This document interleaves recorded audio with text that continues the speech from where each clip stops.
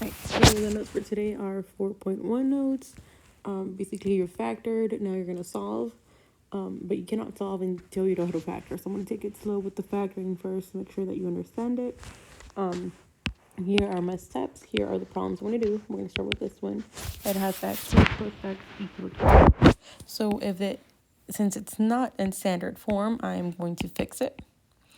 Standard form means that your exponent has to be first, the biggest exponent first, and then it's descending, so it says 2, 1, 0, but they'll have to be on the same side of the equal sign. So this 12, we're going to move it to the other side.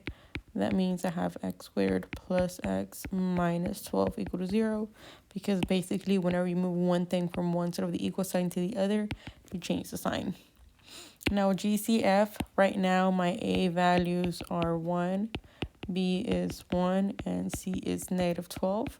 There's nothing I can divide any of them by just because I have a 1. So I don't have a GCF. I'm going to do the X puzzle on top. Whenever we do the X puzzle on top, we have the attic. On the bottom, we have the basement. So attic means A times C. It's negative 12. On the bottom, we have the basement, which is a 1. So what numbers can we multiply for negative 12 but add up to 1?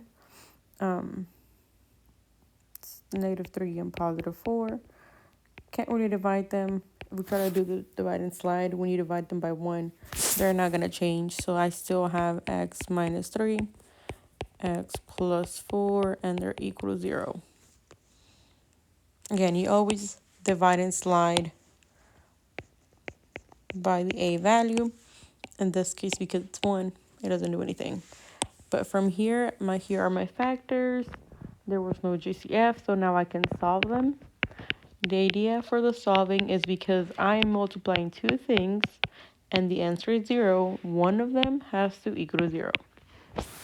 So either x minus 3 is equal to 0 or x plus 4 is equal to 0. Solve it by moving the 3 to the other side. Moving the 4 to the other side. Again, whenever you move it to the other side, all it really does is change sign. So here are my two solutions. And my sketch is very basic. There's my x and y axis. My solutions are negative 4 and 3. So my graph could look something like that. Can't not do my use, y'all. Here's negative 4. Here's positive 3. Cool. Let's try another problem. I'm going to do the same steps. First step is to check for standard form. This one's not in standard form. I need to move the 15 and the 42. So they both change sign. Now that I have that, I'm going to check for GCF. Is there a number I can divide all my numbers by? So I have 3, 15, and 42. It looks like they're all divisible by 3. If you're not sure, you can look at your multiplication table, check if they're on the same row or the same column. If they are, they're all divisible by 3. So my GCF is 3. I get 1x squared minus 5x minus 14 equals 0. So when I do my attic, multiply 1 and negative 14, that's negative 14. My basement is negative 5. What numbers multiply to negative 14 but add up to negative 5? Negative 7 and 2. We divide and slide always by the A value. In this case, it's 1. Notice it's not the 3 that I originally had on my problem because that was my GCF and I took it out. So you always divide and slide by the A after you take the GCF. So that's why it's 1. So now I have my factors. I have my GCF, x minus 7, x plus 2. They're all equal to 0. Obviously, 3 cannot be 0, so we don't really take care of it. There's nothing to do with it, but I do have my parentheses set to 0. So those are my solutions. X is, let me fix that one because it looks kind of weird. X is -2 and X is +7. So it's going to look like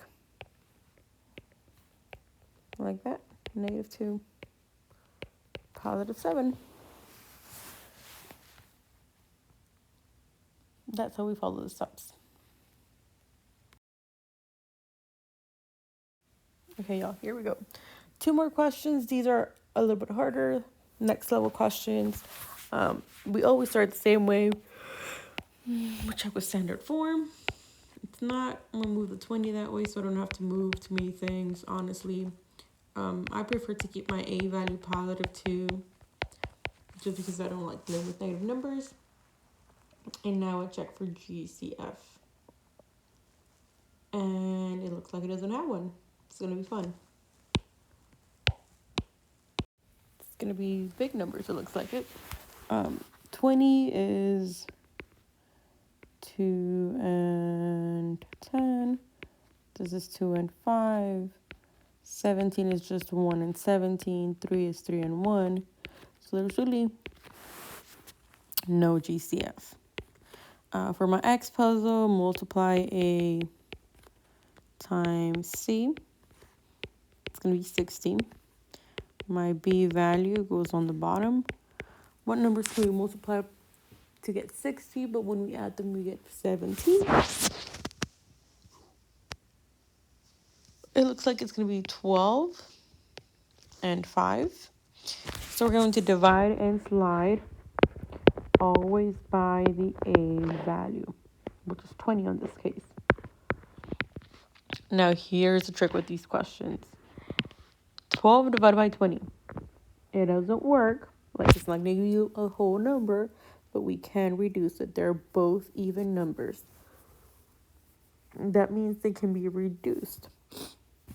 12 and 20 are both divisible by 4, or you can just type them in decimals or in a calculator and you can reduce your fraction. In this case, they're both divisible by 4. 12 divided by 4 is 3. 20 divided by 4 is 5. So when I slide it, it's going to be 5x plus 3.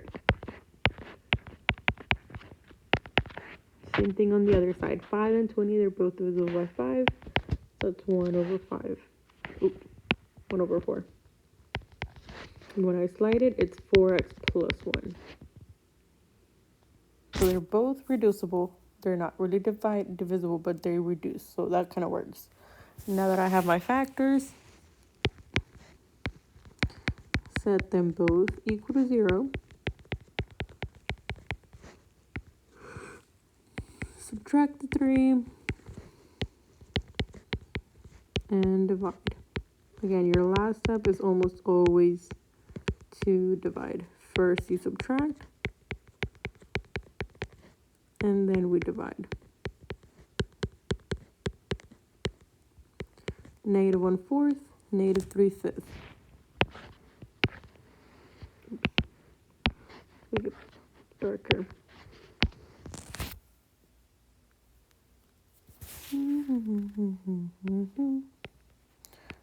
1/4 is like 25 cents, and 3/5 is 60. So -3/5 goes on this side. 1/4 goes on that side. There's my sketch.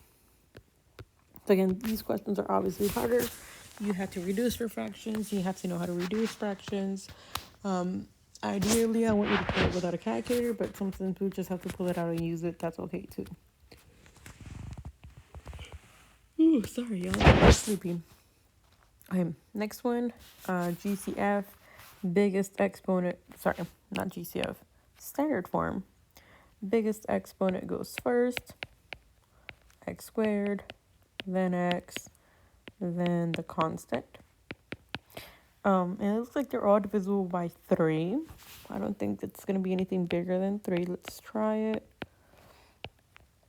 So it's 10x squared, 11x, and 6. So yeah, 11 is prime. It's not going to be divisible by anything. So we're going to stick with this one. And I kind of did that earlier. So that's my GCF. This is A, and see. Oh, look, we have a 60 again. 11 goes here. So numbers that multiply for 60 but add up to 11. I want to say that's 15 and 4. That's 30, 45, 60. Yeah, that looks like that's right. And then, so my b value was 11. I'm going to divide and slide by my a value, which is 10. And look, we have the same issue. Obviously, they're going to be reducible. These look like they're divisible by 5. So it'll be 3 over 2. And the other ones are even, so already divisible by 2. Like that. We slide the bottom number.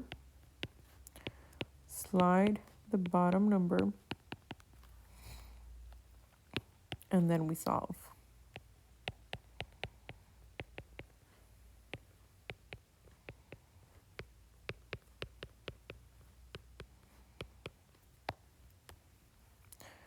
X equals negative 3/2. That's 2. I'm sorry, that's 1.5. And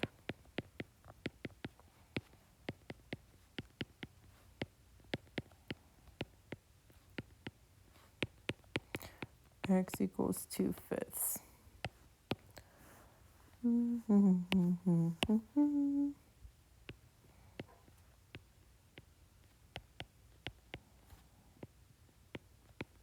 There we go. Those are my problems.